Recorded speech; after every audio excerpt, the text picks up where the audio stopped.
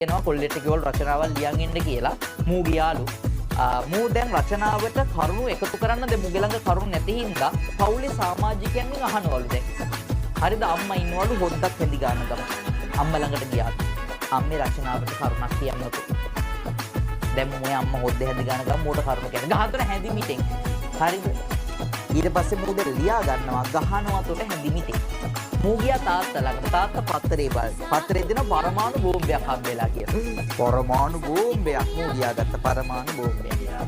මූ ගියා සීයා ළඟට.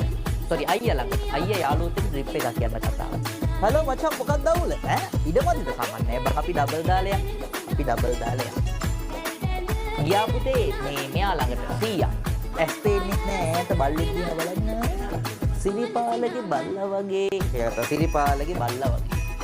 මල්ලි ළඟට ගියා මල්ලි මැච් එක බලනවා ගහනවා 6 පාරක් මල්ලි කෑ ගහනවා another 6 another 6 හරි මූ ඉස්කෝලේ ගියා ටීචර් කිව්ව රචනාව කියා ගහනතර හැඳි මිටින් ටීචර් බය වෙලා මල පෙරලා බැලුවා මොකද්ද ගුරුවරයාට කතා කරන්නේ කොහමද ඈ තමුසෙට මාව කවුරු වගේද පේන්නේ පරමාණු බෝම්බයක්